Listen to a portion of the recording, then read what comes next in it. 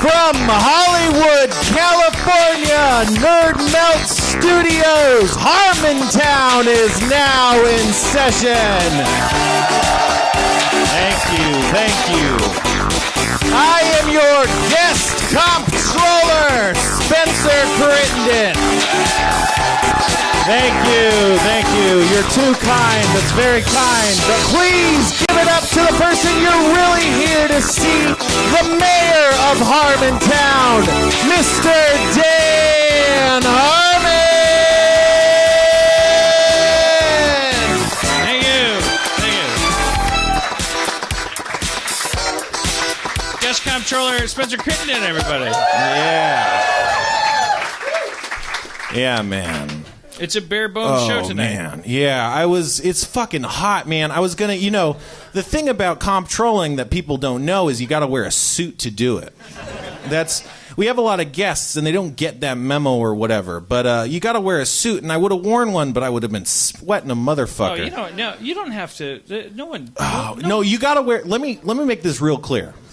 You gotta wear a suit to be the comptroller. Like, I wrote 5 minutes of material about the suit I was planning to wear, Did you actually put it on and then go, I'm taking this off? No, I mean, I was running around finding an air conditioner all day, and then I had to clean up my area to put an air conditioner into place, and then by then I was sweating so hard, I was like, I can't even put on a suit, man. But I still have all this great material, like, 201st episode, Harmon, thanks for dressing up. Like, it would have made sense if I was wearing a suit. That's the thing. A lot of his stuff was in the pre-suit. Yeah.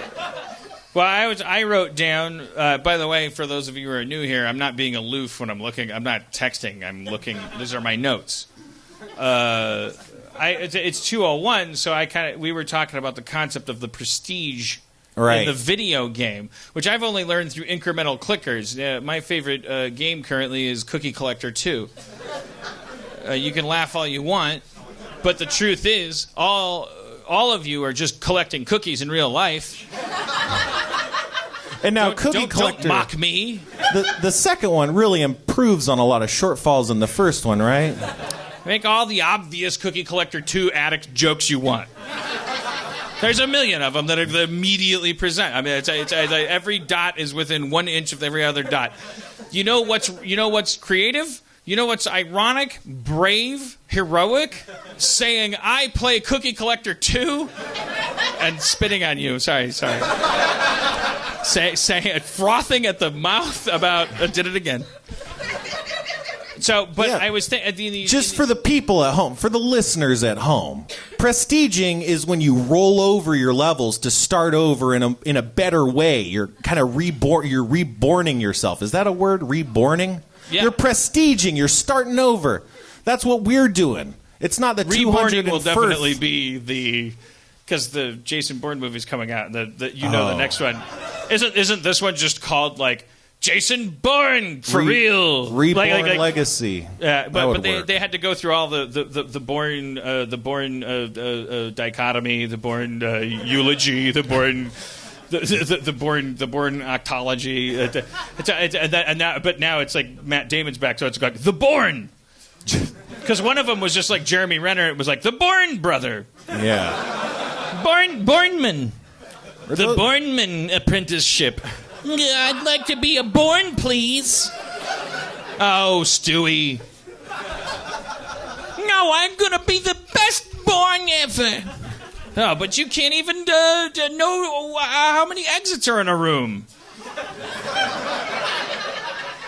You can't even placidly lock eyes with a beautiful international diplomat and explain to her that you're so powerful you don't know why you could kick so much ass.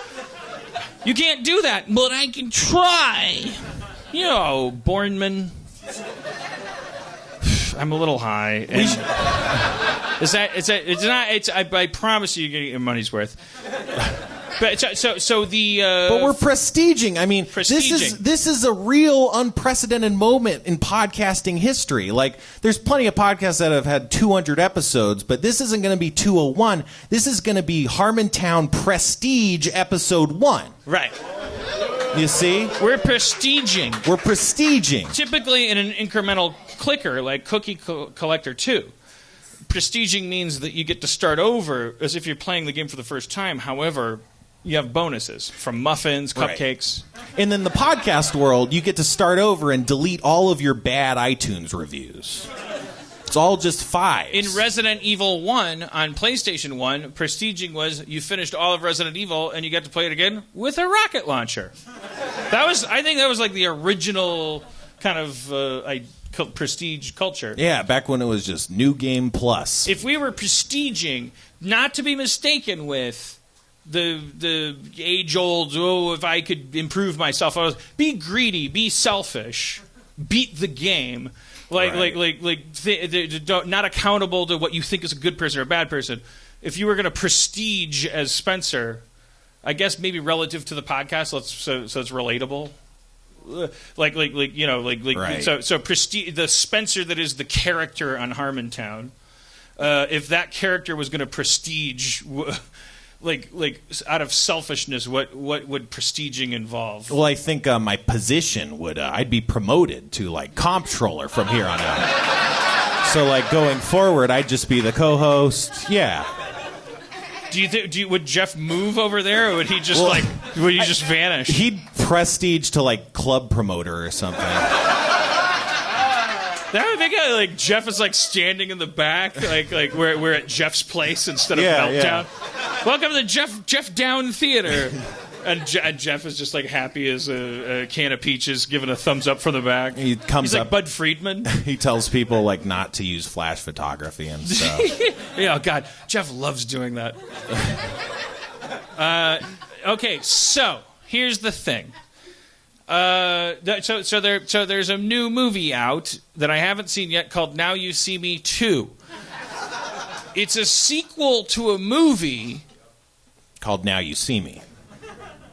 Correct. Well, okay, let's go there first then, which is, by the way, your title, the whole point of it is that it's the first part of a 2-part thing. I guarantee you nobody that wrote that movie, let alone that title, thought they were ever going to be doing a sequel. Can you imagine the guy coming and going, knock, knock? So apparently there's no sarcasm checkbox on Apple TV, and your movie's a hit?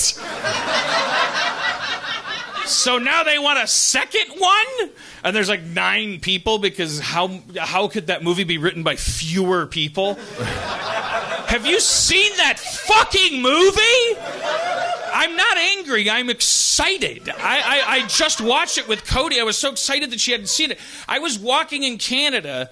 Think about it. And I walked by a movie theater, and on the marquee, I saw the words, Now You See Me 2. The number 2. And I swear to God, I'm not being David Spade about this. My actual fucking first instinct was, oh, that explains so much about that movie. It's Canadian. And they show it here still every day. And the next showing is at 2. I swear to Christ above that was what I thought, because I expected a sequel to that movie was that impossible. Yeah. Both in terms of demand and supply. That movie, I don't care who wants a sequel. If I made that movie and people wanted a sequel, I would have some explaining to do. The first thing I would explain is I didn't know what I was doing. And I would say, look, can we start over? I have all kinds of ideas. They told me magicians were cool. I just got here. I'm talented. You saw what I did. Just let me write a different movie. I don't want to... I would call it Now You Don't. It would be called Now You Don't. In an honest world. This movie was built on dishonesty about dishonesty. Not only are magicians never cool, magicians, when they are cool, in the context in which you can trick people into thinking they're cool, and it's always a trick to think that they're cool. There's the fucking. You go down there, and it's still like I forgot what I was there. It's a watch Now You See Me 1, which I rewatched last night, and I honestly think, knock it off. This movie, holy fuck, man. How many people have seen Now You See Me 1? All right. Respectable. Well, now that you know it doesn't matter what your vote does, now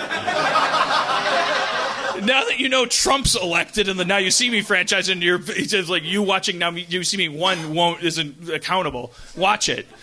I made the mistake of being one of the dollars that apparently funded the sequel. I didn't mean to do that. They need a checkbox that says, I'm kidding.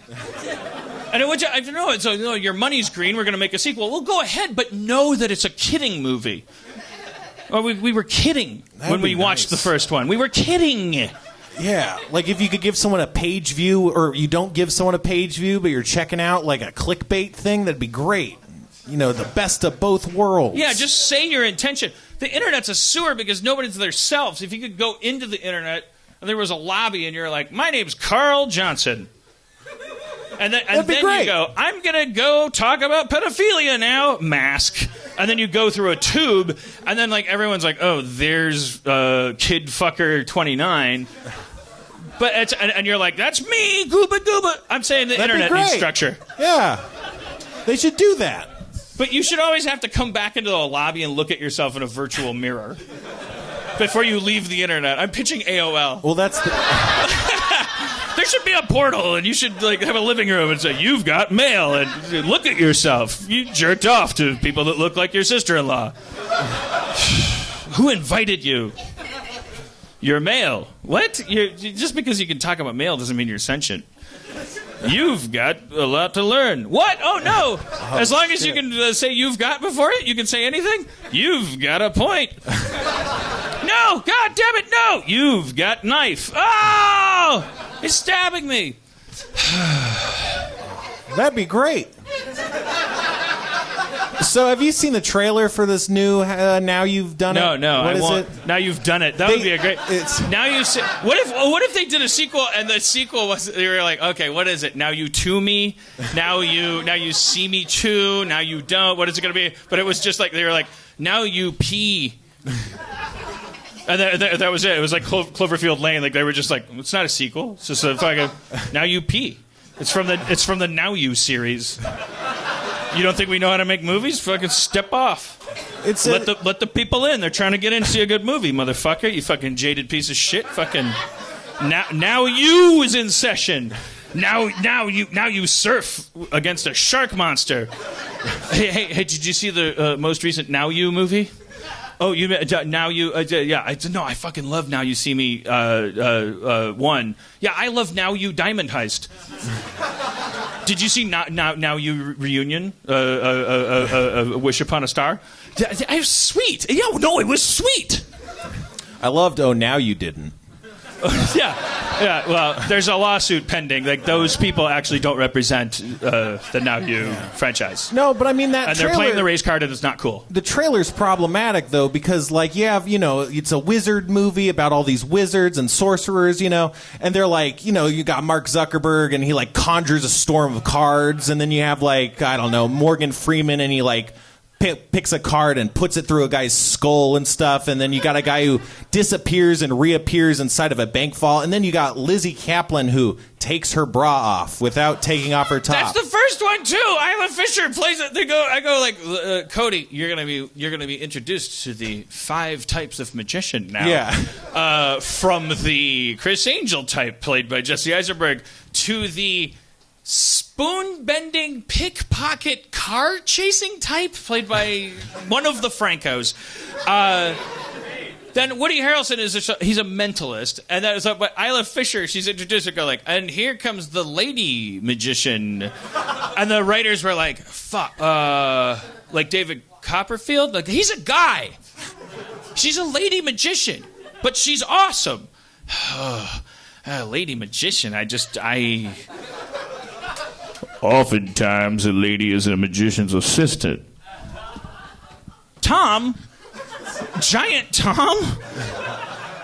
Are you sitting in the corner like talking in a slightly urban patois? That's right. Just watching y'all try to figure out this story. Seems to me magicians come with femininity. It's just compartmentalized in the form of their subjectifiable, objectifiable assistant. Tom, he's right. Isla Fisher should play a new kind of magician. She used to be Zuckerberg's assistant. Now she takes off her clothes before dropping into a tank of water. She's like a super assistant.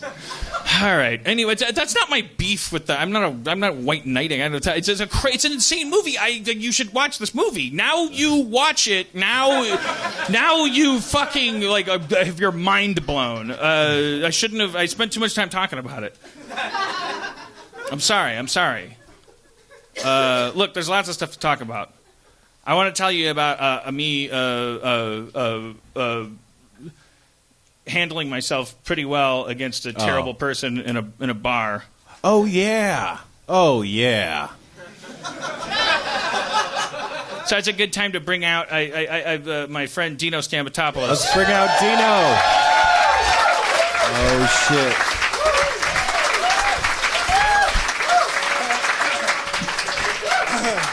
Hi. Yeah. And now that Dino's here, remind me to talk about my new condom idea. It's gonna blow minds. Why? Why me? Cause Because I'm a pervert. You're my angel investor. What's your condom idea, Spencer? Okay, so think about condoms. Now forget everything you ever knew about condoms. No, okay. Okay, remember a couple of things about condoms. That's my first problem. I never remember condoms. Right. Well, this one you'll never forget. So, I mean, essentially a condom is a sock, you know? Who makes your sock? You stuff it on an appendage. See, my first thought was, how big is your dick? You thought he had weird socks. I thought he had an enormous hinged dick. Dicks are very important to you. Feet are important to me. You know. But so, okay, right. It's like a sock. The only thing that's keeping it on is like friction and like elasticity. Elasticity, yeah.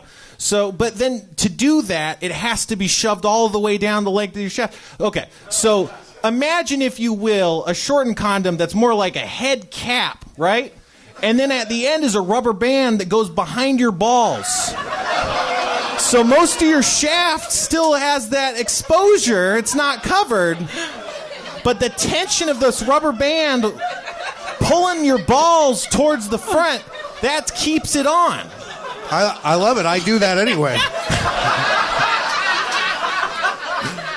It's fucking nothing like a nice tight set of balls. That's why I wanted you out here. Boing. Yeah, man. It's like a cock ring and I'm a trying condom. to imagine. I think my answer. I'm sure it's different for you. Is that depending on the excitement level of the woman and my age, I have a hard enough time getting this little fucker anywhere. Yeah, but it would be tailor-made to your balls. There's things on it. Anything that's on it is going to fall off eventually. No, but it would wrap around. Did you ever have a cock ring on? Yeah, exactly. No, I've never had a cock ring on. I'm not saying that proudly. I don't mean that. I mean I'm self-shaming. Right. I do not have that honor, sir. You should, because apparently you and your girlfriend love your balls. Well, we just found that out. Yeah, and this would help. I mean, your balls would be like fucking Dolly Parton balls with the cock ring on. I don't want to. I'm very old. I'm 51. It's like a ball I don't want to put portion. anything on my dick that changes the size of my balls. Oh, why? Because it makes your dick look smaller? Or? No, because the only way that happens in cartoons is when there's build-up. Well, the build-up is You're talking about great. like Tom and Jerry, yeah. and he puts his foot on his hose, and What episode is something that? gets bigger. A hose. I don't want to do anything like Are you kidding that to me? my It doesn't private work. part. I don't think it works like This is that. the right neighborhood. You could go 5 feet in any direction and find some good cock rings. I'm not. I wasn't implying that I couldn't find good cock rings. I'm trying to say. I'm just saying I think you would love them. No, well, I don't think I would. I think you would. You'd love it. Why would? What do they do? They keep you hard. Yeah, they keep you hard. Why would you want? They're fine. You don't want to stay hard? What? They're stylish. Well, isn't it kind of like? Are you like? What? Well, isn't it? I mean, it's like my therapist says that you shouldn't stay hard. No, my therapist says sex is a destination, not an event. You know, Fuck your therapist. It's an event. What's the best thing ever? What does that distinction mean? It means that you're joining with someone and going somewhere together. I know that. Well, then isn't it a journey and not a destination? So, yeah, that's the same thing happened when I said it's because of it's not the destination, it's the journey. But that's what these people are saying. But you can't apply that to sex and say it's not the sex destination, it's the sex journey. They've already heard that. It's more powerful to say sex isn't a thing that starts to happen and then at some point stops happening. It's not like a thing that you need to accomplish, because that starts to set into a syndrome. So what's good about it then? What's good about what? Sex. Sex is because it feels good. Oh, so it's all about blowing your load on someone. But don't make that the goal, or you may never. Well, then what is the goal? To have fun and feel good. It often involves blowing your load on people. All right, constantly. I like that. I'm not making my therapist's point. It's all it is to say just take the pressure off. Because that's this idea that there's possible to have like sexual dysfunction, sexual pressure, things that are happening where like you're like, oh, it's right. I know. It's the pressure that keeps me going, though. Yeah, you can have a relationship. I love with having it. a bad You could be like, time I bet along she the way. doesn't think I'm gonna get hard on. I love it. I'm gonna show her.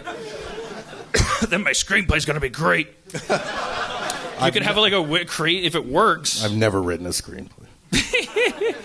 All right, so all right, now you see me too. Oh, I brought you out here because right. All right, our bar night, bar day. Oh yeah. This segment is called Dan Harmon Does It Mostly Right. It's a bad title. Do you have music for it? Whoa. Most of my stories are about what a failure I am. It wouldn't be comp trolling if I wasn't just messing stuff up over here. See? That's Okay. great. Anyways, this is, like when Jeff Davis tells a story, it's like we've celebrated.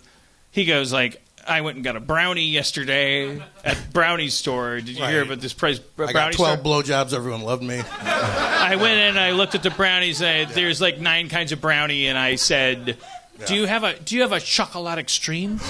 So I'm fucking the chocolate extreme. And I mean fucking the chocolate extreme. Yeah, and the story ends with somebody invariably, as we've pointed out, grabbing his arm. Someone in the service industry or a rock band grabbing Jeff on the arm and saying, "Thank you." So look for that. Thank you for wanting that. Thank you for ordering that. Who ordered the Furla Mama? Thank you. Where were we? We didn't even start. The bar. Oh, okay. So, anyways, my stories usually end with me shitting my pants and being a bad person. I think this story's I'm kind of a badass and an amazing person. Well, don't give it away, but yeah, maybe. We'll see. We'll all be the judge. All right. So I just wanted to witness here. Yeah. We went into a bar, and there was nobody in it but one guy. And the bartender. And the bartender. Yeah. So we walked in, and it was dark and quiet, and there was nice music playing on either the jukebox or what have you.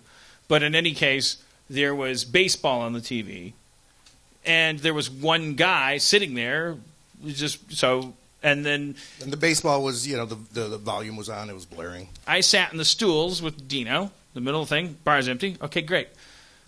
Not thinking about anything. That guy gets up and he leaves. There's some money on the bar. There's a drink on the bar. I'm not sure if he's left or not. I say to the bartender, Hey, do you know if that guy is invested in the audio of the baseball broadcast? Does he? What? Does the? I don't want to. Is he? Does he need to hear the baseball? Because I would love to. You want me to mute the baseball? Yeah. I don't want to be an asshole. Well, no, I want you to mute the baseball if that guy. Unless that guy loves the baseball sounds. I think he left. I'm going to repeat that. I think he left because it's kind of an important thing. At this point, I'm thinking Dan's over-explaining it, but this guy's still not getting it. You're. I mean, I'm not. I don't mean to throw you under the bus, but I'm just saying, like you're making fun of me a little bit. Like you're going like you're over fucking doing. Yada. Just ask him to turn it down. And I'm like, okay, I'm going to compartmentalize that shame because it keeps me from violence and you'll understand sooner or later. And then this guy is like I just wanted this guy to understand that like definitely do not mistake this for me being entitled to fucking control over the sensory environment of this bar. Yeah, you're going beyond the Call of Duty. And he's like, I think he left. And I was like, then my blue sky would be no baseball audio. He's not embellishing this, by the way. And just this. And he's like, can do whatever. And it's a baseball, goes on mute, music comes up, and we experience for 4 minutes and 17 seconds the version of life I still feel entitled to somehow. Yeah, when there's no one else in the bar, we should just listen to the music, and we don't have I'm talking about work with Dino, and so at some point during that, all of a sudden, then I was like, what? Did the jukebox end of this thing? Just all of a sudden, you're kind of conscious of the fact that the baseball audio is back up. Yeah, you noticed this. I didn't. So and I'm like I get peeved at a certain point. The guy never came back. The other guy, he was gone. So it's me, Dino, and the bartender. The bartender is seated 3 feet from the TV at the end of the bar, and he's watching it. Now he's watching it with audio, which has changed since that weird labyrinthine conversation.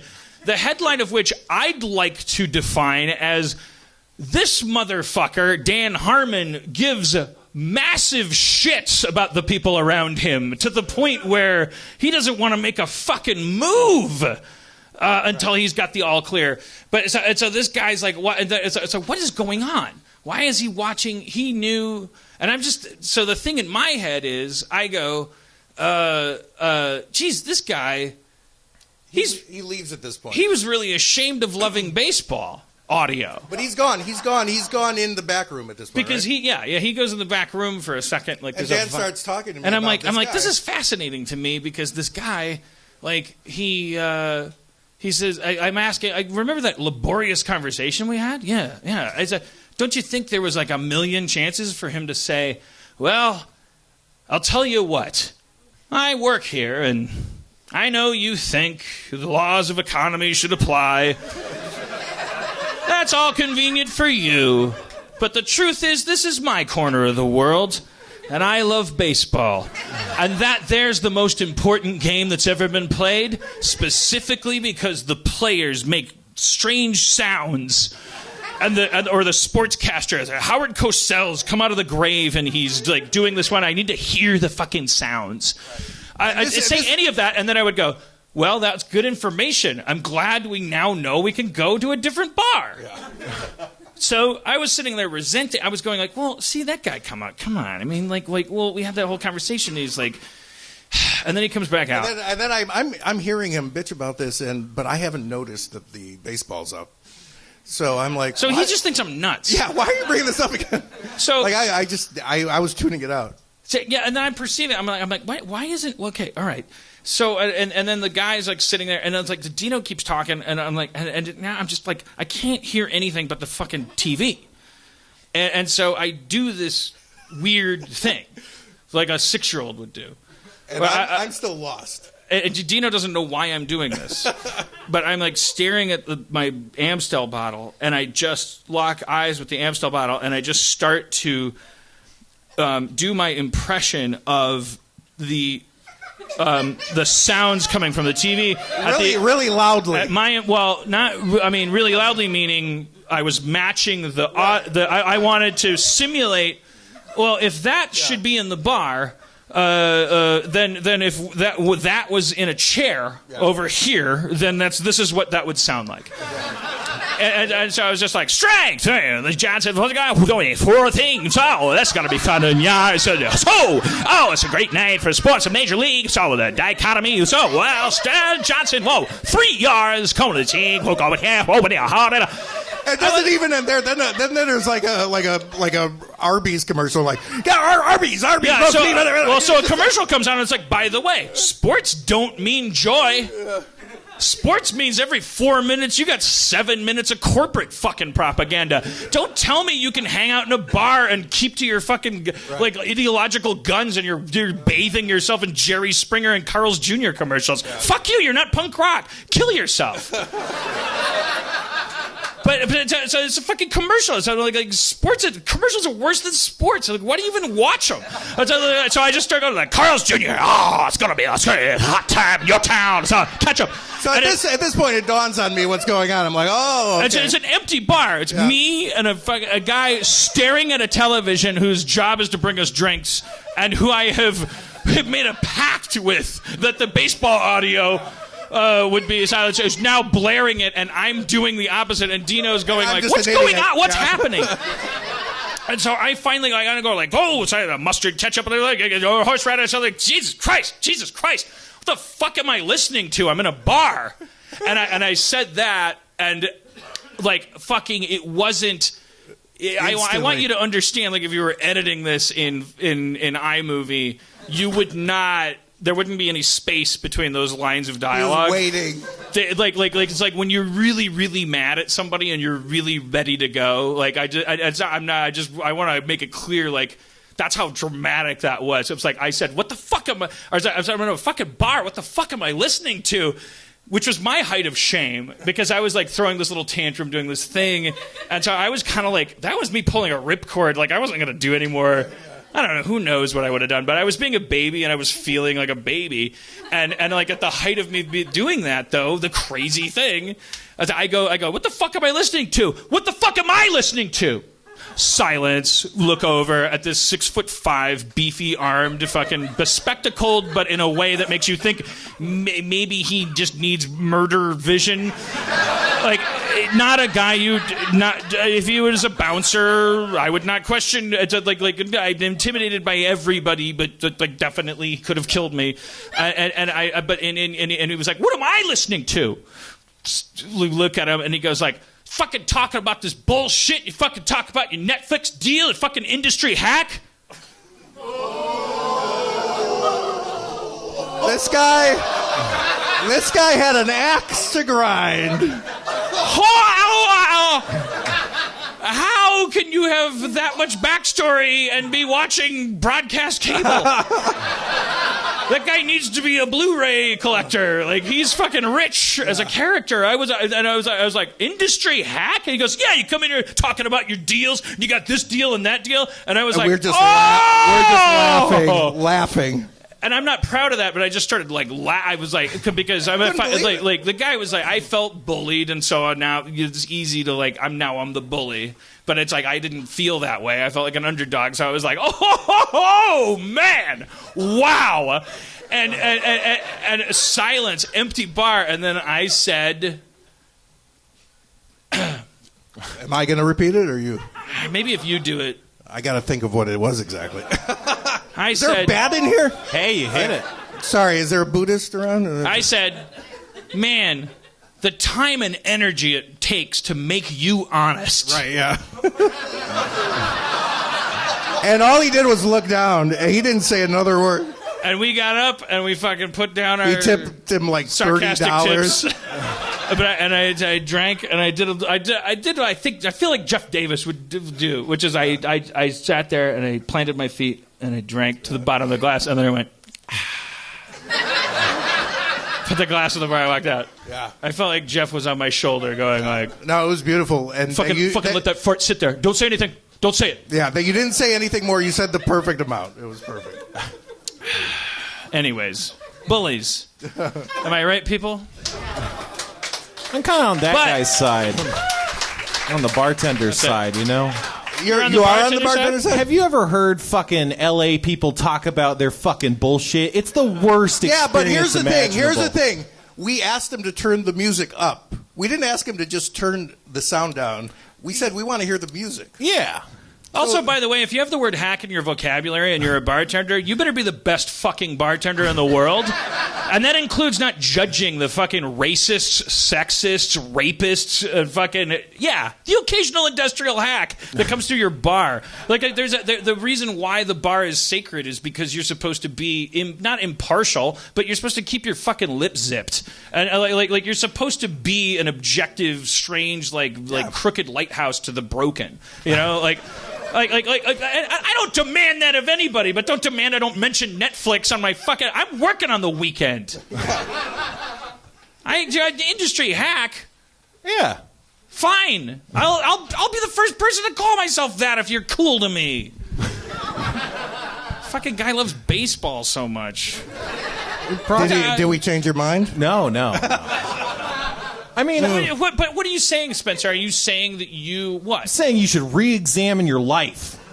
But are you saying that if you were that bartender that you would have turned on the baseball audio? No, I'm just saying if I were that guy and I turned up the baseball audio and then I heard someone making fun of me, I'd be kind of upset. I wasn't making fun of him. I was.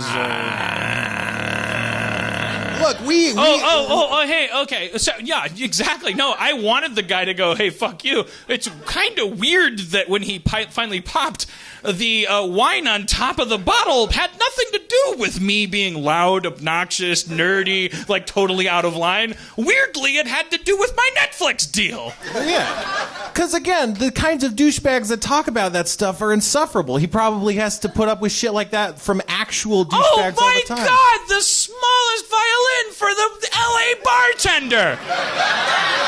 So sick of serving drinks to people in the entertainment industry!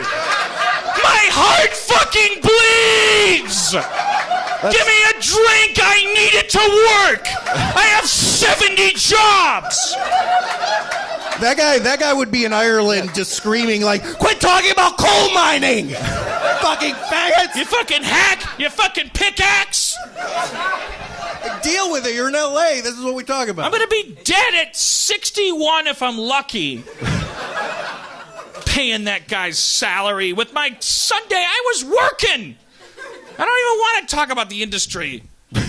I'm working. I usually like Spencer. Hey, man. Well, Spencer, I gotta say, this rant against blue-collar people has really turned me around on your side.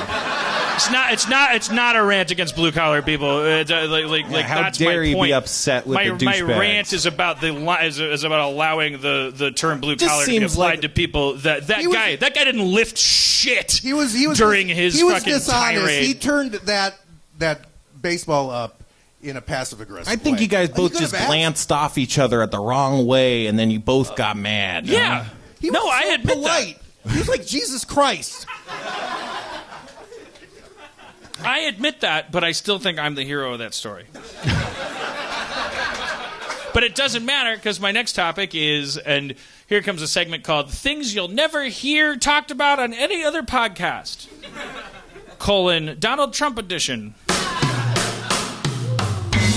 There's a fascist openly running for president, and the world is ending, and it's affecting us in different ways. Remember in high school you studied literature and you learned that the invention of the atomic bomb or World War I totally affected like 30 years of literature, which means it is possible for the national psyche to be affected by huge catastrophic events.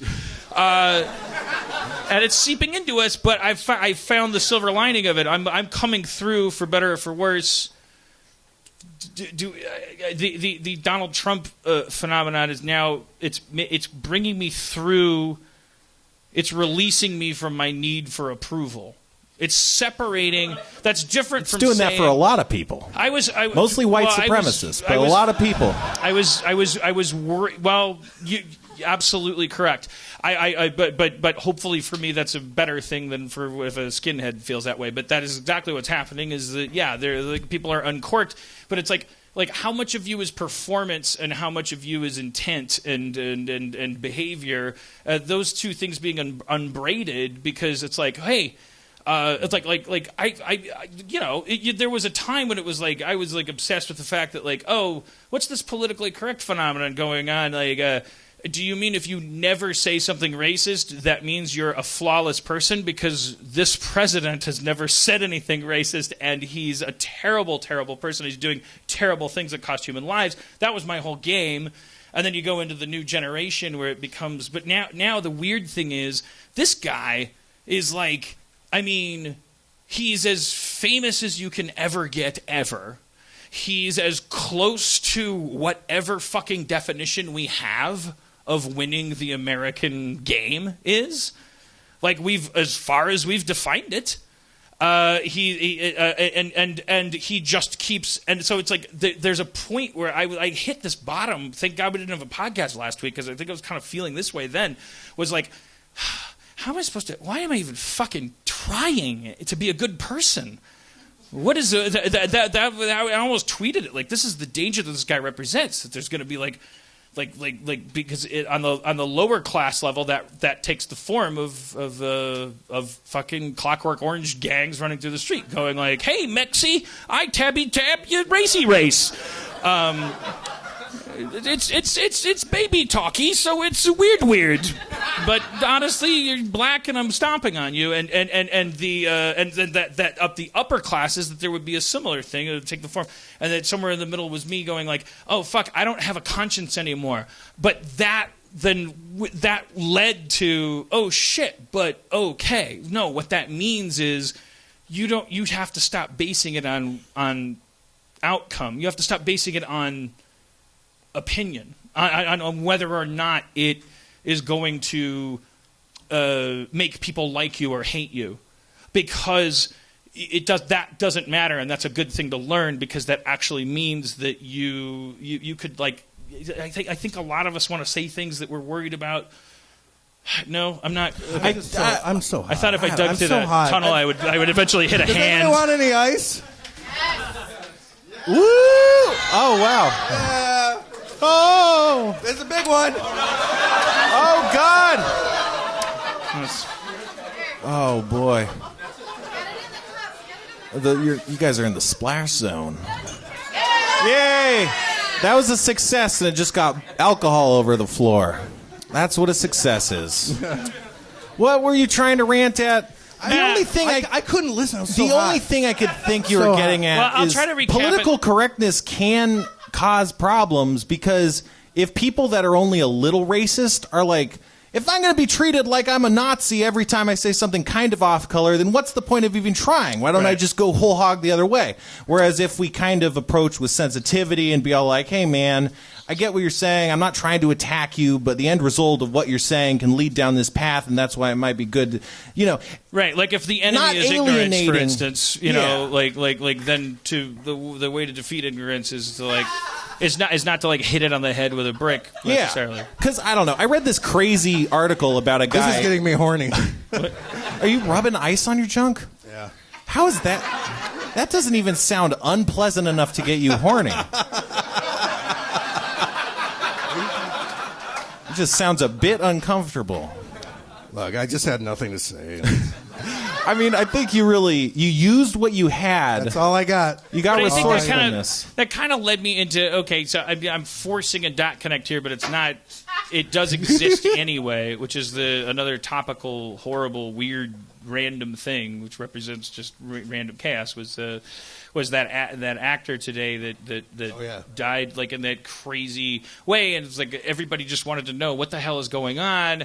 And it was kind of like a great metaphorical, like it was like when people get sick and we associate that with death and stuff. It's like, there's not enough like lightning strikes and like crazy things to really like cast death in its like direct, like the way that people dealt with it and watching it. I had to go to like the TMZ article about this death, and then just the comment section like just Star Trek pun after Star Trek pun after Star Trek pun, like and like kind of like mean, like as if like you can tell that the joke is like I'm not here to generate humor.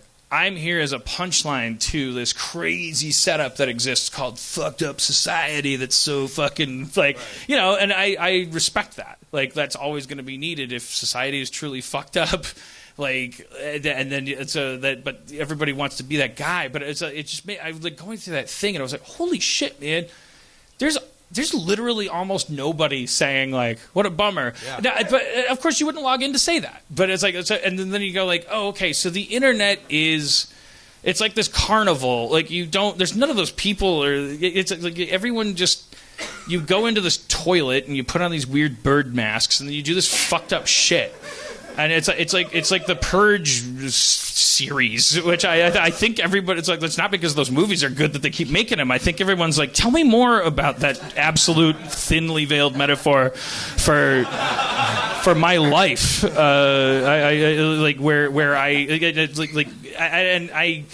That plus Trump equals not nihilism. It equals renewed realization that being cool absolutely can only be by your own definitions. The other ones don't work at all for anyone.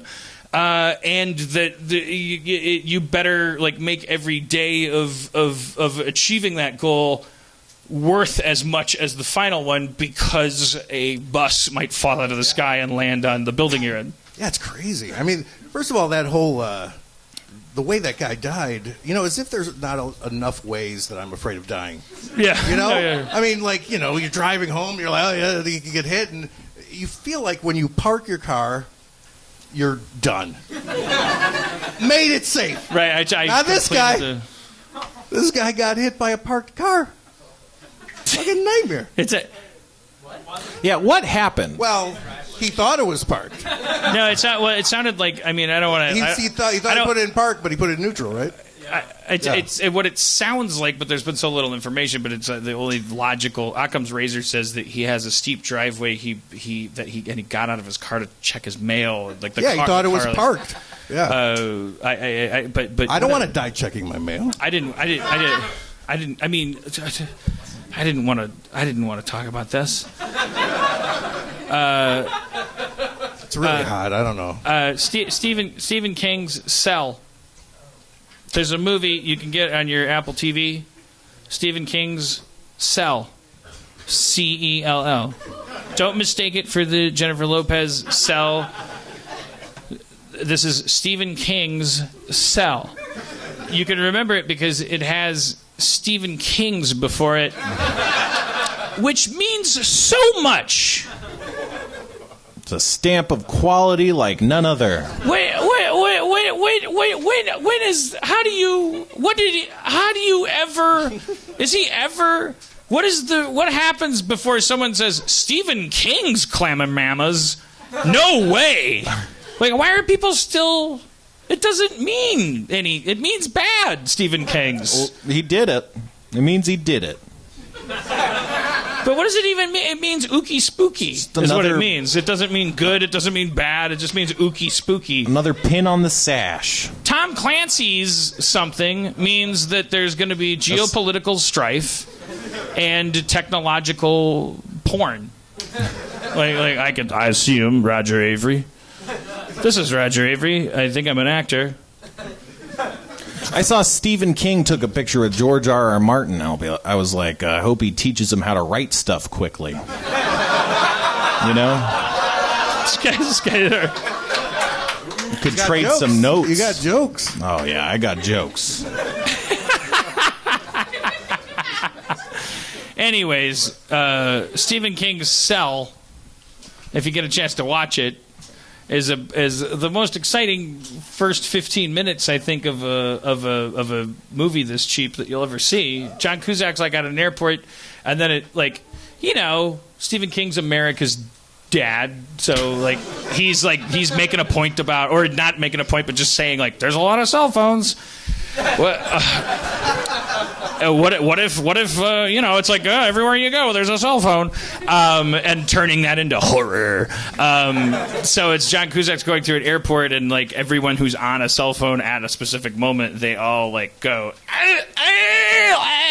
and then they all start like stabbing each other and beating each other up, and like Jesus, it's like my dad wrote that. Like, it's a pretty cheap movie. Yeah. You find yourself, it's Sam Jackson and John Cusack.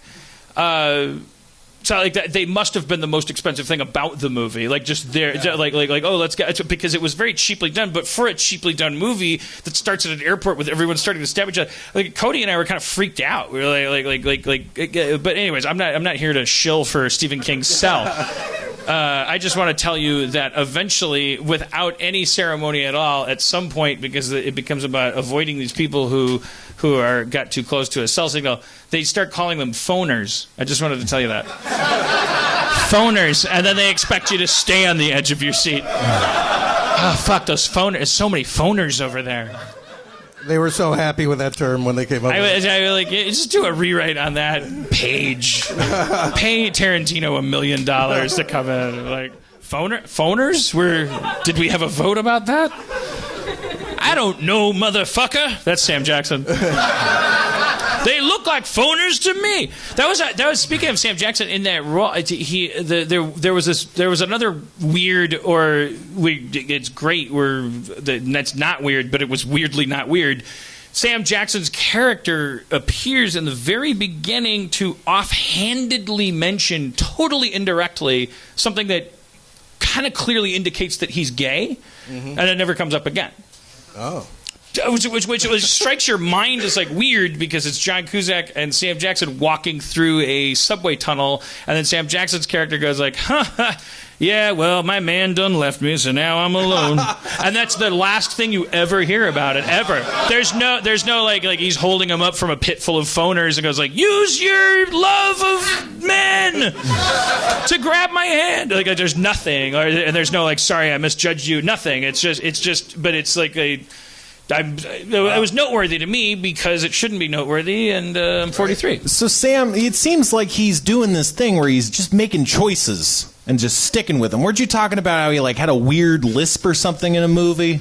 Sam Jackson. Oh God, maybe this is corkscrew foot. Yeah. Maybe this is just what he does, you think like he just to keep ad-libs interested. Weird shit, and they keep it in. Well, he just makes character choices, and then those sometimes manifest in moments we see in the final film. Like character choices, it almost seems to me like Samuel Jackson is just some kind of intergalactic lottery winner who like is. I'm not saying that in the sense of like, oh, he's a bad actor or whatever. I just mean like the where he is when he is there. It just seems like he won a contest. Like he's just getting the VIP tour of a life. It's like, I'm going to be in Star Wars. I'm a Jedi. Hey, Iron Man, you're gonna be an Avenger.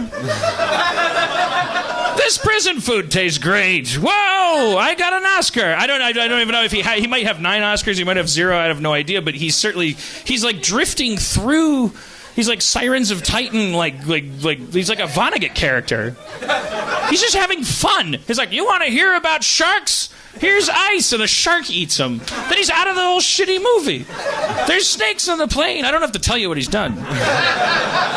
But you guys aren't agreeing with me? No, I agree. Like more than any other actor, you wouldn't want to. It's like if you were an alien species and you wanted to ride a human actor through Earth, would you choose Richard Dreyfuss? It's like, oh, what? It's just like that's like going to the pyramids and taking a picture. Like, oh, he was in Jaws. Samuel Jackson, you freaking whoa, shit, man. I agree. I'm just trying not to faint up here. Oh. All right. Well, I don't know why I'm seeking your guys' approval. There's an orange fascist running for president.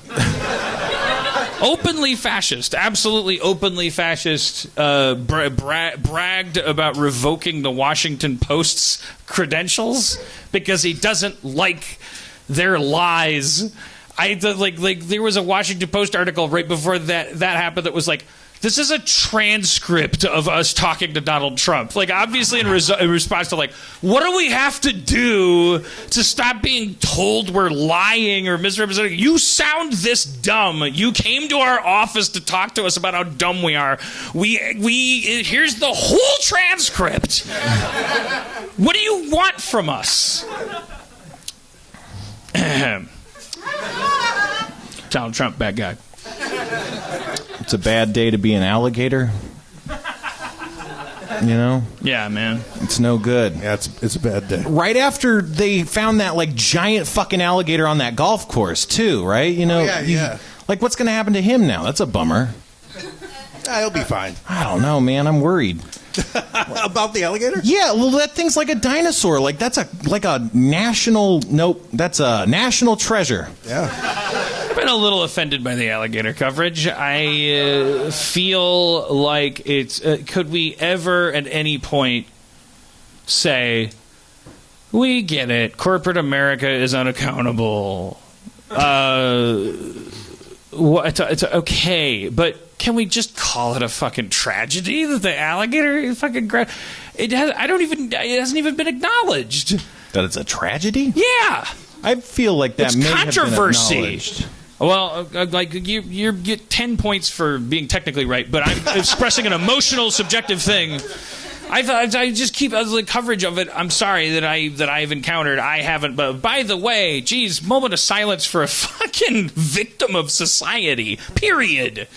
So no matter how, like, it's just like fucking. I retweeted the thing. It was like CNN, the story from the fucking alligator side of it, and how sometimes kids just look delicious. I don't fucking care if this is the most careless family in the world. Like, it's ridiculous. You're selling people's safety. Who cares? You're not gonna lose your fucking giant corporation. It's not at risk. It's not gonna happen. Just say we're sorry. One of our alligators ate you. We're sorry. It seems like one of our alligators ate you.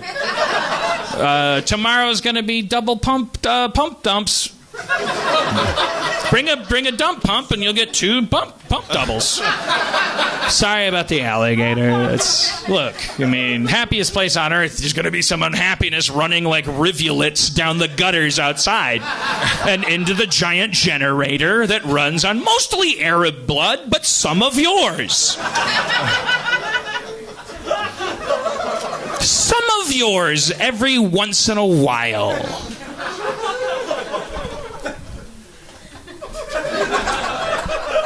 I wonder how Flint, Michigan's doing. That really fell off once Trump started gaining steam. Like, people stopped caring about that. This is no good.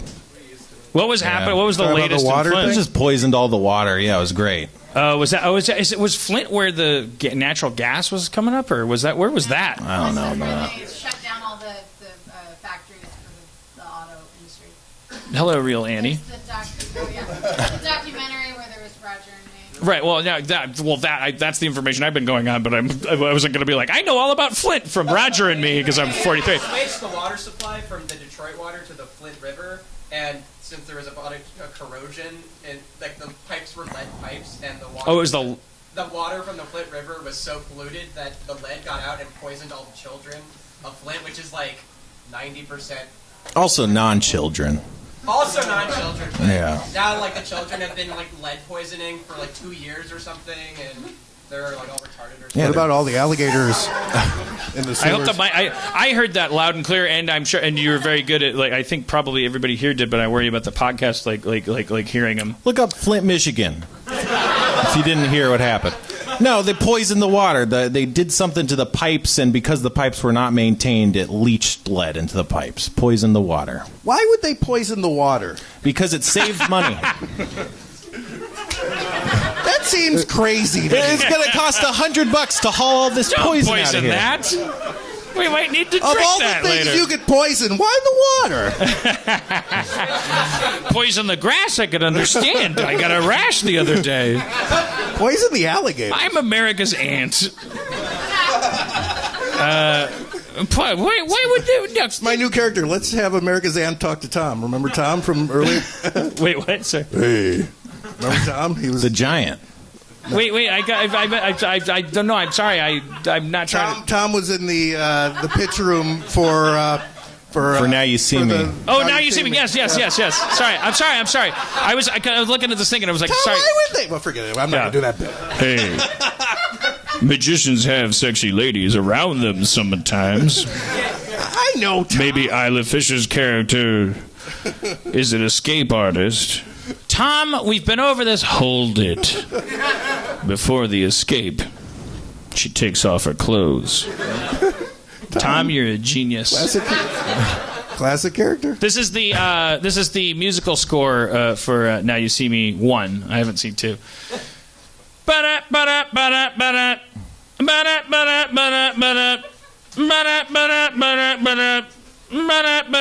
hour. And I'm saying this. I'm telling you this. I'm saying watch it. I'm telling you to watch it. I'm not telling you don't watch it. I'm telling you got to see this movie. Also, when they introduced the magicians, I mean, you said that the woman was just sexual or whatever, but there was a decrease in like the level of magic, like from the beginning. Like first it was what's his name. Jesse Eisenberg. Jesse, yeah. He was amazing. Then it got steadily worse and worse. Well, by amazing, you mean he said pick a card, and then the card was on a skyscraper. You're talking about Now You See Me 1. I have the storybooks memorized. On a skyscraper. I guess that wasn't that great. And then they go around, and then I don't want to get a beef with the Francos. I've been adamant about this, but one of the Francos is in it, and he's on a boat, and this is one of the classic archetypes of magician. If you're going to get a super group of magicians together, he goes like, I'm going to bend a spoon, and then someone's like, you didn't bend the spoon, and then he's like, I guess I didn't. And then I got your wallet, it's like, so a pickpocket is one of the magician types. Yeah, it was a nightmare. Then later he'll turn out to be a car racer, and a mimic. I don't. That's not a spoiler. Watch Now You See Me 1. It features one of the Francos.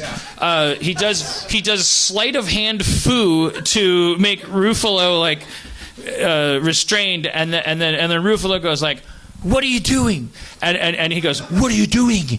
And he goes like, "What's your end game? What's your end game?" And he takes the walkie-talkie, and Ruffalo's like, "No!" And he's like, "Go to aisle 7." But it's like it's Ruffalo's voice coming out of Franco's mouth because he's a predator now, because he's a magician. It's one of the 4 types of magician. The other one is a assistant that is naked. The sequel is not called Now You Don't. It can't, by law, it cannot be. That would be technically be a different movie. Is it Then You Saw Me? That's the prequel, isn't it? That's when they reboot it. That's when you'll see me. We'll be seeing each other soon, but for tonight, Paris. All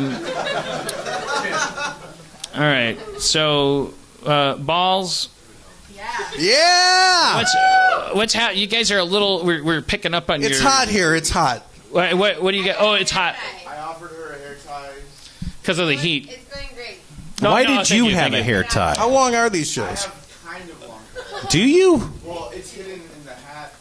Do you? It's a little. I can use it. Okay, fair enough. I mean, I'd invite you up to talk about it, but you'd be way hotter up here. I mean, it's so much hotter. You have lights. I want to be bald. Does anybody have a bald cap? I'd like to put that. No, you take the hair tie. Whoa. Okay. Here's a segment for which I would invite audience interaction.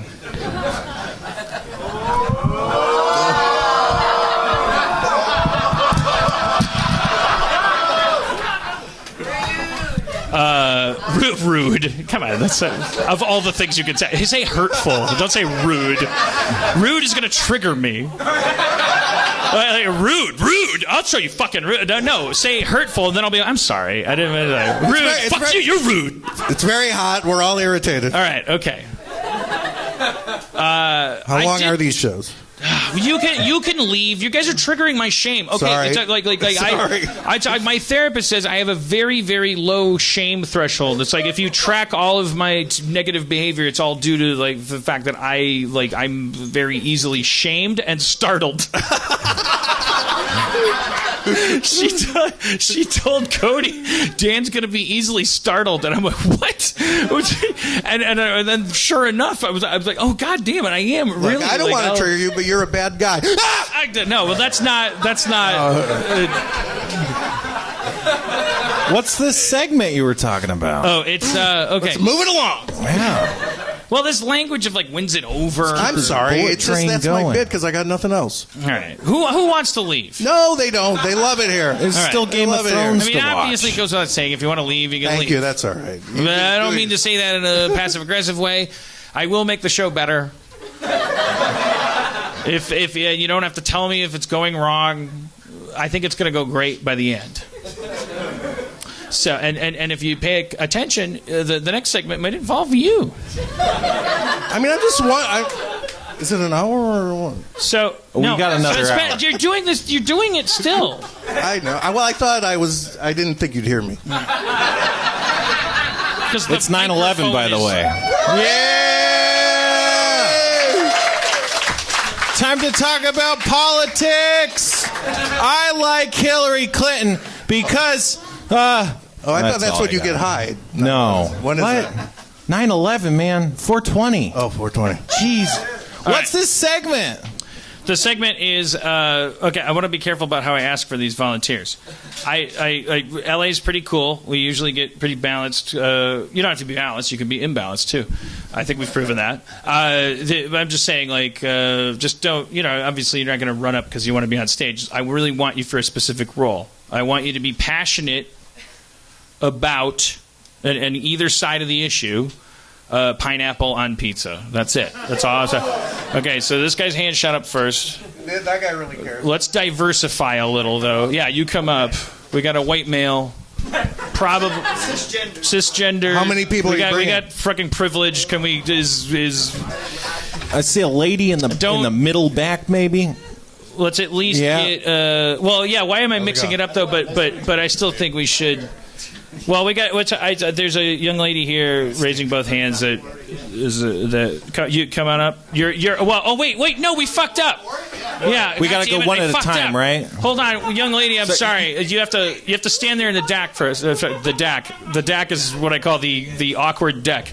Have a seat. How about you sit up here? It'll be great. No, up here, right here, in the good place, not the bad. You're a bad person place. All right. Okay. What's your name? We're just gonna go one at a time, though. Hunter. Yeah. All right. For or against? 4. Okay. And I don't suppose by some coincidence you're against. God damn it! No, I'm also 4. Okay, that's I can fine. argue Stay there. against. It'll be Should I do great. that? Really good. What's your name, young never lady? argue against. What's your Emily. name? Emily. Emily. Emily. Emily. Emily and Hunter. Ormily. Emily. Cadormally. Emily. Abnormally. Emily. Emily. All right. Thank you, Emily. All right. So you guys are both 4. Yeah, I can All act right. against, though. I'm going to play devil's advocate. No, don't. Okay, That be honest. undercuts the whole thing. I really want passion here. You already. I mean, now people know that you're a sociopath. I can totally see the reason against, though. Like, absolutely. Another sociopath over there. Yeah. That guy's like, they found one and it wasn't me. Oh, yeah. Can I help you move? It's a fake cast. He named my disease. I'm never allowed to applaud that. That's why the witch burnings were so popular. Oh, they got one. You got one of us. So we need I think we need somebody who is so against. Black woman against over here. Sorry. That didn't sound like a black woman. Okay, we have that's an advocator for. You said black woman against. But I gotta be sure we can't force her to come up. Like you've got a strong advocate if you'd love to come up. Dino, go with the table. The table. I think the title of this episode should be "Black Woman Against Over Here." and I'm gonna submit that for a standard like construction sign like type of thing that you can hang around the city. Who knows when that could come in handy? What's your name? Juliana. All right. So you're so against. Well, I'm against too. So maybe it's 2 against 2. I don't know what to do now though. I just want. My only thought was like because it was such a weird thing because I was hearing some people talk about how amazing pineapple on pizza was. Some people. Yeah, some people. What the fuck, man? You mean racially? Is that what you're saying? No, we were in the green room. I'm right here. I thought he was like some people. What do you mean? What do you mean some people? Oh, okay. So you're 4. So now we got 3 4 pineapples. Yeah. This is a mess. I mean, I don't know. What I was gonna do was have 2 people come up. We could still do that. What do you mean, we'll 2 people? turns. And just let them do a minute each, and just like see how it goes. We can still do it.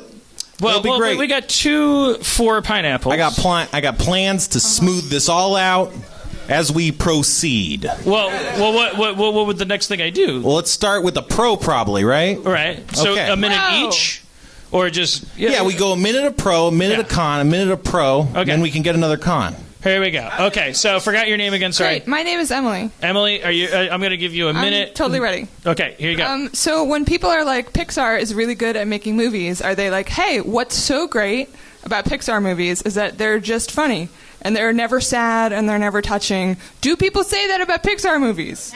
No, they don't. It would be really great if I had like a second example to go after Pixar movies. I don't. That's all I have. What's great about pineapples on pizza is that they're sweet and tangy and they're also savory and salty. That's clearly a superior combination. When you wake up in the morning and you're like, oh, breakfast. I'm so psyched about breakfast because I have never in my life craved a sweet thing. And breakfast is a meal predicated solely on savory things. No, you don't say that because breakfast is amazing and breakfast includes both sweet and savory things. Thank you. All right. Okay. That was 48. Just yeah, and you can you that was all I needed. Tie it into America. I love that. That was great. So now, what do you think, Spencer? Point, counterpoint? We should probably the next thing we should hear should be anti-pineapple. Yeah, exactly. So it's between. I'm sorry, Juliana, right? and I'll do one too. But you want to go first or second? I mean, it's you should go. It's you should go. I'm sorry. I need to be a better leader. I'm sorry. You do it. You can take a minute or less. Here we go. It's just an abomination. Like.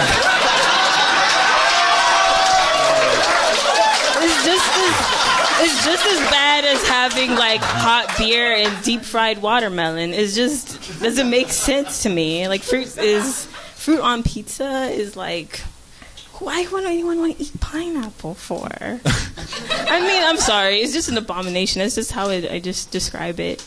I know it's like not a huge explanation or argument, but I just feel like abomination just describes everything about it.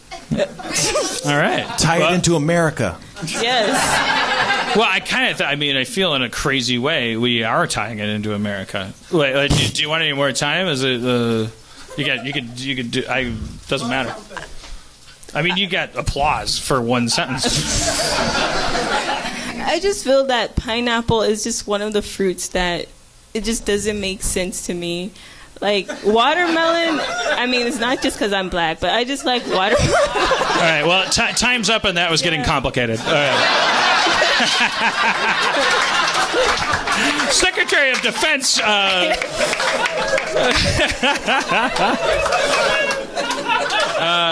Okay, so, God damn it, why do I ever ask names if I'm never going to remember? Hunter. Yeah. Great.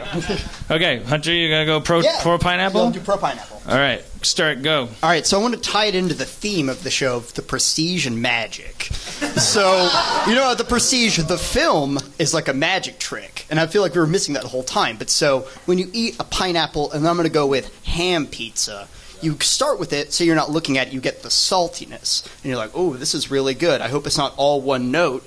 And you keep having it, and you're like, oh, it's a little bit of dairy, a little bit of a nice bland flavor, and then it mixes it up like a 1-2 punch with pineapple. And you're like, oh, it's a different texture, and it's sweet, and it was leading to this whole point all along. This is what I expected. Same with the reverse point. You're like, oh, it's all this sweet pizza. I'm not really used to it. And then you get the salt after, and you're like, oh my god, it's so many flavors packed into one. Like I can't even believe it. Oh my god, it's very true. All right.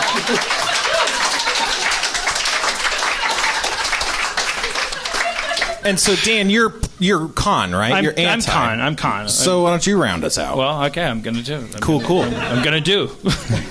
Wait, do you know that The Prestige is a movie and it also has magic in it? Yeah. Okay. So we can do like a magic. A bunch of us apparently were like, why aren't you bringing that up? Because you can't talk about everything. And clearly time's at a premium on my show. 2 points of a triangle. It's like, where's the apex? What do you mean? Where's the impact? No, it's like 2 points of a triangle, and like, where's the apex? Right now, we're at the apex.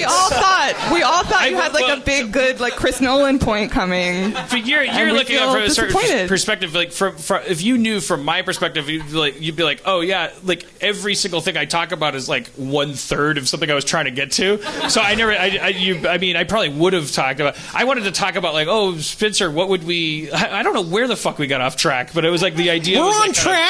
We're on track. Anyway, sorry. But no, I'm coming back around to your. Yeah, you're right. It is weird. I would have come around to that topic. I would have. No, you wouldn't have. I didn't mean to shame you. All right, but I am now about to shame you. Okay, here we go. Let's keep this to a minute now. All right, so here's the thing. It's pizza. Okay, now my partner sounded a little xenophobic. So like, it's like, oh, I hate it. It's like, let's talk about what a pizza is. Is it sweet? Is it in the dessert section of the menu? Or are you ordering a greasy, salty, cheesy, bready thing? Too many people look at pizza as if it's an opportunity to express themselves. And not enough people just order something other than pizza. Be that person at the party that says, you know what, I can't like pizza. I'd like a chicken barbecue pineapple salad. Oh, Anthony's at the party? Anthony, eat pizza. Stop disrupting the party. You've infected the culture. You've infected my soul. That was exactly 1 minute. All right, so I have I have an unfair weight, literally and figuratively. Like we can't take like a vote. Everyone will walk away going like, well, it doesn't matter. Why can we not take a vote? Okay. Well, physical challenge. Well, wait. I think before we make it binary and like let's make it constructive. Because here's one thing that I'd like to point out. Because how many of you here hearing these two are having second thoughts about pineapple's merit on a pizza? Jesus. Four people have. Very handsome people have raised their hands. I just want that I found myself going like, why am I blocking all this passion? Like you guys did a good job, I think, of making it a positive thing. But then again, it's about advocating for a fucking ridiculous prop on top of a pizza. It's not like you could take a negative position and go like, it's pizza and Steve, not pizza and. There's nothing you can do that doesn't sound positive. I will say that. Like, you get to sound like fucking woke by going like, why not try new shit? That's why I was going like, because it's pizza, motherfucker. All right, so it doesn't need to be a result. I mean, we gotta, but we'll make it official. All right, the question is, that's outlawed. Applaud if you accept pineapple on pizza. They're vocal. They're vocal. That sounds like trying too hard. Applaud if you refuse to let pizza be violated.